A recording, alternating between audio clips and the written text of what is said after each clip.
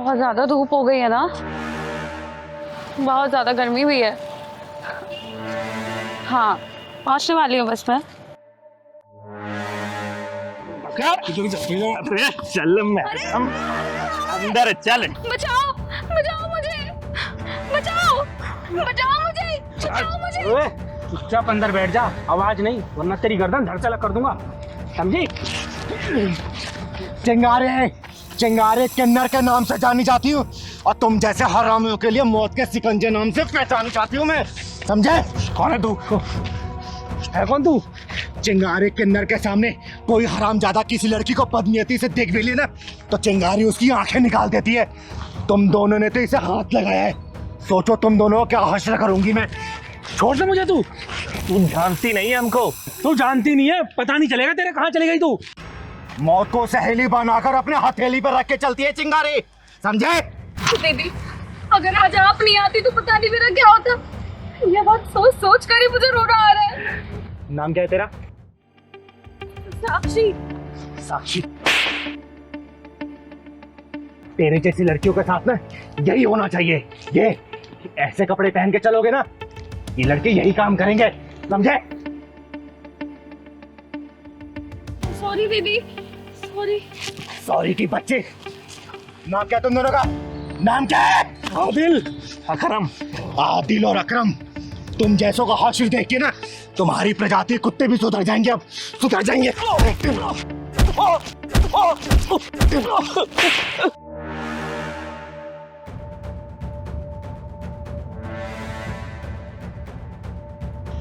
भाग गए साले। दीदी सॉरी, दीदी सॉरी। सॉरी की बच्ची, तेरी जैसी लड़कियां ये क्यों भूल जाती है कि तेरी जैसी ये टांग दिखाने लड़कियों के जिस्म नोचे जाते हैं। सॉरी दीदी। अरे जितना कसूर जिस्म नोचने वाले कुत्तों का होता है ना, उससे कहीं ज्यादा कसूरवार तुम जैसी लड़कियां होती है जो सड़कों पर अपने जिस्म की नुमाइश करती फिरती रहती हैं। अरे जब कुत्तों को मांस दिखेगा तो मांस नोचेंगे ही ना। बोल। सॉरी दीदी, आज के बाद मैं कभी ऐसे कपड़े नहीं पहनूंगी, अपना शरीर ढक के चलूंगी। घर जला के माचिस फेंक भी दिया फिर क्या फायदा? अपना घर खुद जलाते हो और दोस्त दूसरों को देखते हो। अरे इन कुत्तों की औकात क्या है जो किसी लड़की की तरफ नजरें उठा के देख ले, लेकिन नहीं, इनका मन बढ़ाता है तुम लोगों का पहनावा। ये लोग तो ऐसे होते हैं कि घूंघट पे रहने वाली औरतों को भी नहीं छोड़ते, चाहे वो 5 साल की बच्ची हो 50 साल की बुढ़िया। चिंगारी ऐसे ड्रेस पहनने के लिए मना नहीं कर रही, अगर पहनना है ना तो अपनी आत्म सुरक्षा खुद करनी पड़ेगी, समझे? दीदी, दीदी मुझे माफ कर दो, मैं आज के बाद ऐसे कपड़े नहीं पहनूंगी और कभी मैंने ऐसे कपड़े पहने तो मैं अपनी आत्म सुरक्षा का खुद ख्याल रखूंगी। मुझे माफ कर दीजिए दीदी, मुझे घर जाना है, बहुत डर लग रहा है। आप मुझे घर तक छोड़ देंगे क्या?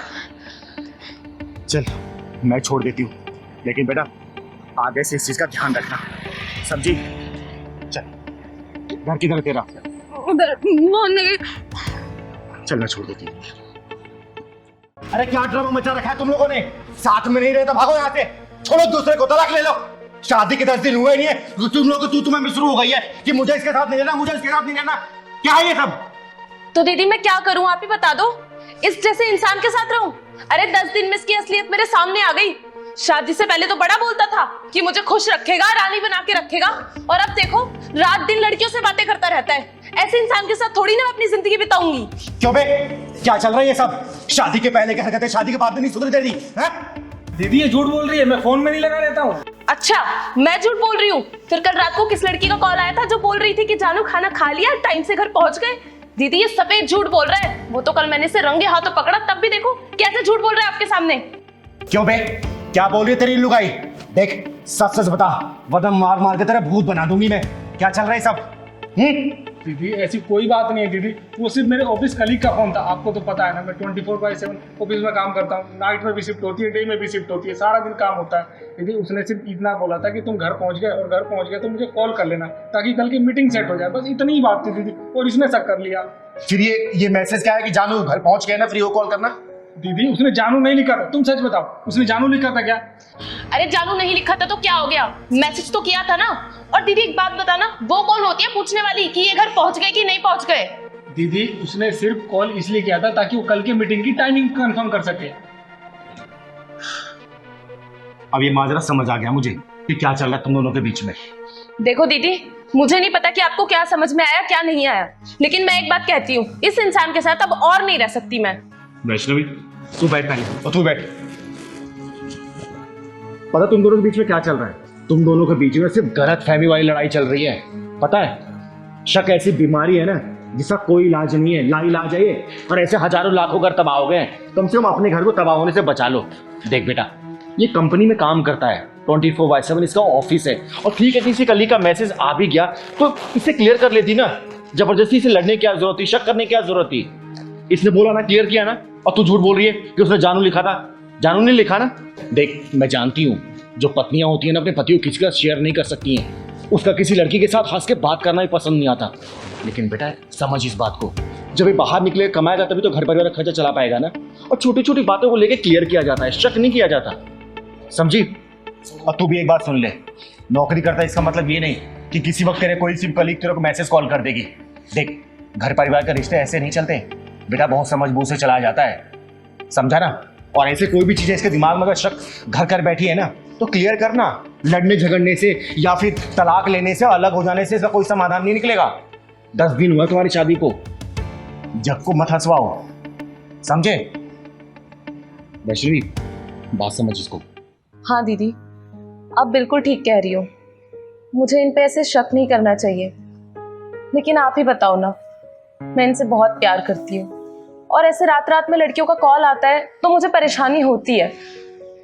लेकिन आपने हमें समझाया, उसके लिए बहुत बहुत थैंक यू, वरना तो हमारा परिवार बिखर ही जाता। लेकिन आइंदा से मैं ध्यान रखूंगी, अगर कोई भी ऐसी बात होगी तो मैं इन पे शक नहीं करूंगी, ना इनसे लड़ाई करूंगी, बैठ के इनके साथ क्लियर करूंगी। दीदी आपका बहुत बहुत धन्यवाद, जो आपने इसके दिमाग से सब जैसी लाइलाज बीमारी को दूर किया। देखो तुम दोनों की नई नई शादी हुई है ना, एक दूसरे का प्यार साझा करो ना, प्यार बांटो, वक्त गुजारो, बाहर घूमने जाओ। ये छोटी छोटी बातों पर लड़ाई झगड़ा करना, रूठ जाना, फिर खाना ना खाना, घर से बाहर निकल जाना, ये सब गलत है, समझे ना? आगे से मैं सुन ना लूं। और बेटा तुझे बहुत अच्छे से ध्यान रखना है, ठीक है? चल जा मेरे चाय बना के लेना। और तू उसके सामने मैंने तुझे डांटा नहीं चाहता, आगे से अगर ऐसी गलती किया ना और तो मारूंगी तुझे, समझा? तू बचाएगी इसे? ओ ये बचाएगी तुझे? अरे मैंने सोचा कोई मर्द आएगा, ये तो किन्नर है बे। सुन, यह नामर्दों की बस्ती है, यहाँ कोई मर्द और नामर्द नहीं आएगा। और तेरे लिए तो चिंगारी अकेले काफी है। तेरे पिछवाड़े में दम हो ना, दोबारा इसको हाथ लगा के दिखा दे, मैं भी देखती हूँ कितना बुता तेरे पिछवाड़े में, लगाना। ओ सुन, किन्नर है ना, किन्नर का काम कर, मर्द मत बना। खाली बे, जिस दिन किन्नर का काम देख लेगा ना, अपनी जिंदगी से नफरत करने लग जाएगा, समझा? चल निकल यहाँ से। बताओ। बस उस भैया यही साइड में रोक दो, यही मेरा ऑफिस है। अच्छा इधर ही? हाँ जी भैया। ठीक। अरे कितने पैसे हुए भैया? एक सेकंड मैं बताता हूँ जरा। अरे आप शीशा देख रहे हो भैया, मैंने आपसे पैसा पूछा है। अच्छा पैसे, एक सेकंड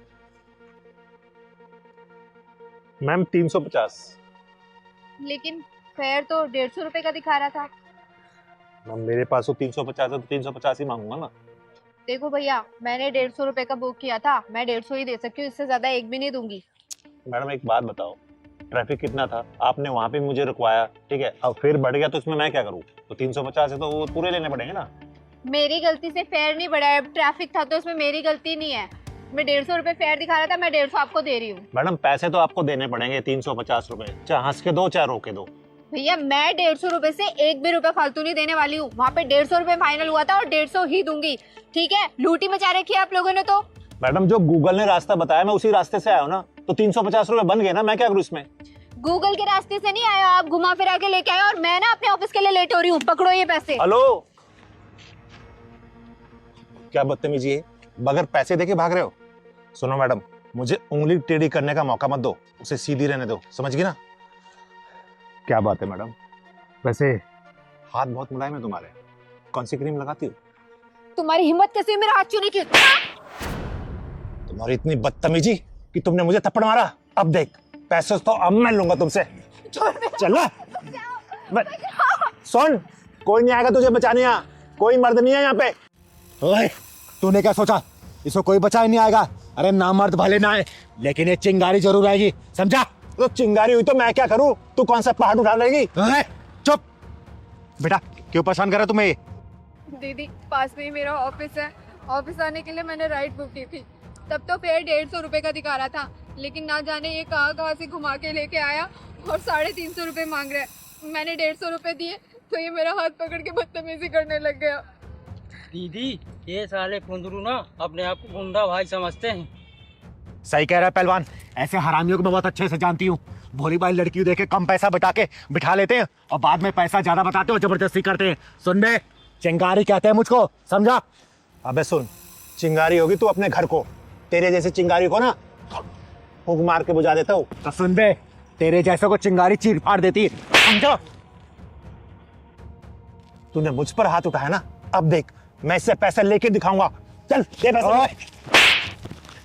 अब तक तेरा दिमाग सेंटर में नहीं आया क्या? क्या और तोड़ू तुझे? हाँ? दीदी ऐसे भी इसको अकल नहीं आएगी, पुलिस के हवाले कर देते हैं। सही कह रहा है पहलवान, पुलिस को फोन कर तू। एक कम रुक रुक रुक, इन सालों के पिछवाड़ा जब तक लाल ना करो ना, तब तक इनकी अकल ठिकाने नहीं आती। अभी बेईमानी के पैसे कितने दिन चला लोगे तुम लोग? हैं? बेईमानी के पैसे ऐड के तुम्हारे औलादी बेईमान बन जाएगी। तुम्हारे खून में जब बेईमानी घुसेगी ना, तुम्हारी औलादी बेईमान निकलेगी, समझे? ईमानदारी से कमाओ ना, क्या दिक्कत है?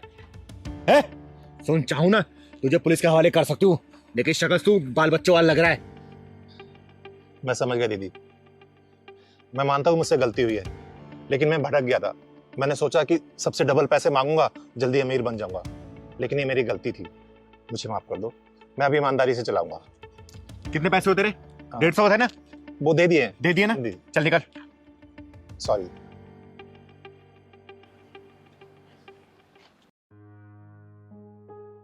थैंक यू दीदी। कोई बात नहीं बेटा, अच्छा किया तूने स्टैंड लिया इसके लिए। चल जा, घर आ गया तेरा? हाँ, ऑफिस जाना था दीदी। जा ऑफिस। तो आकाश जी, कैसी लगी आपको मेरी पवित्रा बेटी? बहुत ही सुशील, संस्कारी और प्यारी सी बेटी है आपकी। आकाश जी, मैं आपको अपनी बेटी के बारे में कुछ बता देना चाहती हूँ। जी। ये मुझे तब मिली जब उसको पैदा हुआ सिर्फ 2 या 3 घंटे हुआ था। किसी बहुत ही अच्छी महिला ने इसको झाड़ियों में फेंक दिया था। फिर मैं इसे अपने घर पे लेके आई, इसे पाला पोसा, पढ़ाया लिखाया, बड़ा किया, और आज वो दिन आ गया कि मैं इसकी शादी की बात कर रही हूँ आपसे। दीदी मुझे आपकी पवित्रा बेटी पसंद है, मैं इससे शादी करके धन्य हो जाऊंगा। इतना उतावले नहीं होते बेटा, कोई भी फैसला जल्दबाजी में नहीं लिया जाता। पवित्रा बेटी, तुम्हें मेरा बादल बेटा पसंद है? बादल बेटा, आपको मेरी पवित्रा बेटी कैसी लगी? बहुत अच्छी लगी दीदी। अरे बधाई हो आकाश जी, लड़का लड़की एक दूसरे को पसंद कर रहे हैं, तो पंडित जी को बुला के दोनों कुंडलियां मिलवा लेते हैं और शादी की डेट फाइनल कर देते हैं। अरे इन दोनों की कुंडली मिले ना मिले, लेकिन हम दोनों की तिजोरियों की कुंडलियां तो मिलनी जरूरी है। आकाश जी, अब कहना क्या चाहते हैं? मैं कुछ समझी नहीं। चिंगारी जी, मैं ये कहना चाहता हूँ कि पवित्रा के माँ बाप का कुछ पता नहीं, जाति पाति का कुछ पता नहीं। कल को बारात आएगी तो बारात में कहेंगे कि किन्नर के यहाँ शादी में आए हैं, तो उनका मुंह बंद करने के लिए अपनी तिजोरी का तो मुंह खोलना ही पड़ेगा ना। तो आकाश जी, आपकी तिजोरी का मुंह कितना बड़ा है? क्या क्या डालना पड़ेगा उसमें? काफी समझदार है चिंगारी जी आप। धन्यवाद धन्यवाद। पापा मुझे तो वो वाली कार चाहिए जो मार्केट में बहुत चल रही है ना, इलेक्ट्रॉनिक वाली, पंच। चिंगारी जी, ये तो इसकी डिमांड है। तो आप भी बता दीजिए, आपकी क्या क्या डिमांड है? पवित्रा बेटा, मैं बात कर रही हूँ ना। आकाश जी, निसंकोच होके बताइए जो जो आपको चाहिए। अरे लड़की वाले हैं हम, तो लड़कों वालों की डिमांड तो पूरी करनी पड़ेगी ना। बताइए बताइए आप। ज्यादा कुछ नहीं चिंगारी जी, आपकी हैसियत के हिसाब से बोलूंगा। मेरी हैसियत के बारे में मत सोचिए आप अपनी हैसियत बताइए। बोलिए क्या चाहिए आपको? ज्यादा कुछ नहीं चिंगारी जी, एक कार, 10 लाख रुपए कैश और 10 तोला सोना और 2 स्कूटी, 2 मेरी बेटियां हैं ना उनके लिए, और एक बढ़िया सी मोटरसाइकिल मेरे लिए, और इससे ज्यादा तो मैं लालची हूँ नहीं। हाँ चिंगारी जी, पापा सच कह रहे हैं, हमारे पूरे खानदान में लालची तो कोई है ही नहीं। और कुछ डिमांड है आप लोगों की? देखिए कुछ रह गया होगा। दीदी वो मुझे और पापा को रोहिणी में एक 3 BHK का फ्लैट पसंद आया है, बस आप उसकी पेमेंट करवा दीजिए। हाँ चिंगारी, सिर्फ 50-55 लाख ही होगी बस, इससे ज्यादा कुछ नहीं होगी। अच्छा, और कुछ? ये फ्रिज, एसी, टीवी ये तो आप दहेज के रूप में देंगे ही, तो इसलिए तो मैंने कुछ बोला नहीं चाहिए। नीच, कमीनों, हरामियों, सालों, अच्छा हुआ कि तुम लोगों ने अपने गटर जैसा मुंह खोल के अपनी असली औकात दिखा दी। अगर तुम लोगों ने डिमांड नहीं की होती ना दहेज वाली, तो शायद मैं अपनी बेटी को इससे ज्यादा दे रही होती। लेकिन तुम लोगों ने अपनी असली औकात दिखा के ना अपनी अच्छाई और सच्चाई का प्रमाण दे दिया। यहाँ पे निकलो सालों, खड़े रहो यहाँ से, निकलो, निकलो। अरे शुक्र मानो, वो तो मैं दीदी की वजह से चुप थी, वरना जितना तुम्हारा महीने का खर्चा है ना, उससे ज्यादा एक हफ्ते में खर्च कर देती है दीदी मेरे ऊपर, मेरी सहूलियत के लिए। दीदी आप लोग मेरे और मेरे पापा की इंसल्ट कर रहे हो। दो कड़ी की औकात नहीं है, और चाहिए सोना चांदी हीरे मोती मोटरसाइकिल बाइक। सुनो चिंगारी, घर में खड़े हो इसलिए सही सलामत हो, कहीं और मिलते ना एम्बुलेंस में लाद के भिजवा चुकी होती। निकल जाओ यहाँ से। और अच्छा हुआ तुम जैसे दहेज के लोभियों ने अपनी असली औकात दिखा दी, और तुम जैसे लोग यहाँ तो कोई अपनी बेटी भेजना नहीं चाहेगा, समझे? निकलो यहाँ से, निकलो, निकलो। डाले दहेज के लोभियों। दीदी मैं तो पहली बार में डिमांड सुन के मना करने वाली थी, लेकिन आपने ही चुप कर दिया। बेटा मैं तो इनकी असली औकात देखना चाहती थी, इसलिए मैंने इनको बोलने का मौका दिया, और अच्छा मैंने लोगों अपनी असली औकात दिखा दी। साले दहेज के लोभी गई के। नमकीन बिस्किट भी खराब हुआ है लोगों के चक्कर में। क्या बात है, तुम लोग इतने परेशान क्यों हो? और इतना अर्जेंट मुझसे मिलने के लिए क्यों बोल रहे थे? तुम लोगों को पता है मुझे एक अनाथ आश्रम की नींव रखने जानी थी, लेकिन मेरे दरवाजे पर जो भी आता है ना, चिंगारी मुझको कभी भी निराश नहीं करती। तुम लोग कहाँ से आए हो? दीदी हम भोपाल से आए हैं और बड़ी उम्मीद के साथ आए हैं। दीदी दीदी हम लोगों के ऊपर दुखों का पहाड़ टूट गया दीदी। पिछले 1 साल में इनकी 3 नौकरियां चली गई, और मेरा 4 महीने का बच्चा मिसकैरेज हो गया। गांव में मेरे मम्मी पापा भी बीमार रहते, 50 बीघा जमीन थी, बस बीमारी में सारी बिक गई, सिर्फ 5 बीघा बची है दीदी। बर्बाद हो गए हम लोग दीदी, बर्बाद हो गए। दीदी मैंने सुना है कि आपके आशीर्वाद से बड़ी बड़ी मुसीबतों से छुटकारा मिल जाता है। बस दीदी आप अपना हाथ हमारे सर पे रख दीजिए। हाँ दीदी, बस हमारी नैया आप ही पार लगा सकती हो दीदी, आशीर्वाद दे दो हमें दीदी। अरे आप लोग शांत हो जाओ प्लीज। और मैं कोई भगवान नहीं हूँ कि जो मैं आशीर्वाद दे दूं और आप लोगों का सब कुछ सही हो जाए। अरे मेरी गिनती तो इंसानों में भी नहीं होती। दीदी हम बहुत दूर से आए हैं, हमें निराश मत कीजिए, अपना हाथ हमारे सर पर रख दीजिए। हाँ दीदी, आप अपने आशीर्वाद से हमारी बेरंग दुनिया में खुशियां भर दो दीदी, कुछ चला दो। अरे नहीं नहीं, देखो तुम लोग बहुत दूर से आए हो और मैं तुम लोगों का दिल और विश्वास नहीं तोड़ना चाहती। मैं तो सिर्फ एक साधारण सा किन्नर हूँ, आम किन्नर हूँ मैं, और मेरे अंदर कोई शक्ति नहीं है कि जो मैं कोई मंत्र मारूं और आप लोगों को काम हो जाए। लेकिन हाँ, आत्मविश्वास की इच्छा शक्ति जरूर है, लेकिन ये भी सिर्फ आप जैसे लोगों के प्यार की वजह से, और कुछ भी नहीं है मेरे पास बेटा, कुछ भी नहीं है। हमारा मन रखने के लिए अपना हाथ हमारे सर के ऊपर रख दो दीदी, आप सोचेंगे हमें भगवान का आशीर्वाद मिल गया दीदी। आपका आशीर्वाद भगवान से कम नहीं है दीदी। हे भगवान, तूने मुझे कैसे असमंजस में डाल दिया। लोग तो मुझे भगवान मान के मेरी पूजा करने लगे। मुझे माफ कर देना भगवान। अरे मैं इन्हें कैसे समझाऊं कि मैं तो एक पूरी तरह इंसान भी नहीं। मुझे माफ करना भगवान, कैसे समझाऊं, कुछ समझ नहीं आ रहा मुझे, कुछ समझ नहीं आ रहा। दीदी क्या सोच रही दीदी आप? क्या हम दोनों आपके आशीर्वाद के लायक भी नहीं है दीदी? हाँ दीदी, क्या हम आपके आशीर्वाद के लायक नहीं हैं? अरे नहीं बेटा, ऐसी कोई बात नहीं है। मेरा आशीर्वाद तुम लोगों के ऊपर हमेशा है। तुम्हारे घर में खुशियां हमेशा बरसती रहे, तुम्हारे घर में बहुत जल्दी कुलकारी गूंजे, धन दौलत किसी भी चीज की कमी ना रहे। बस बेटा मैं यही आशीर्वाद दे सकती हूँ तुम लोग। हमेशा खुश रहो तुम लोग, हमेशा खुश रहो बच्चों। दीदी अब हमें सब सब कुछ मिल गया। अब हमें कुछ नहीं चाहिए दीदी। हम जिस उम्मीद से आए थे, बस आपका आशीर्वाद मिल गया हमें। बस अब हमने जिंदगी जी ली दीदी। सच में दीदी, हमें कुछ नहीं चाहिए अब। हमें आपका आशीर्वाद मिला, हमें साक्षात भगवान का आशीर्वाद मिल गया दीदी। हम बहुत खुश है दीदी। अब देखो दीदी, आपके आशीर्वाद से हमारी दुनिया कैसे चकमकाएगी दीदी। आपने आशीर्वाद दिया, हमें लगा कि भगवान ने आशीर्वाद दिया। लेकिन मैं फिर भी एक बात बोलूंगी और बार बार बोलती रहूंगी, मैं कोई भगवान नहीं हूं। मैं तो सिर्फ एक साधारण सी किन्नर हूं, एक मामूली सी किन्नर, चिंगारी किन्नर, और कुछ भी नहीं हूं। मैं कुछ भी नहीं हूं। मैं कुछ भी नहीं हूं। नहीं हूं मैं कुछ भी।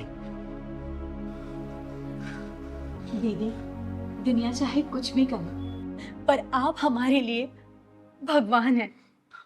हाँ दीदी, हमें आपका आशीर्वाद मिल गया, हमें दुनिया की सारी दौलत मिल गई और कुछ नहीं चाहिए दीदी, कुछ नहीं चाहिए। खुश रहो मेरे बच्चों, हमेशा खुश रहो, खुश रहो, खुश रहो।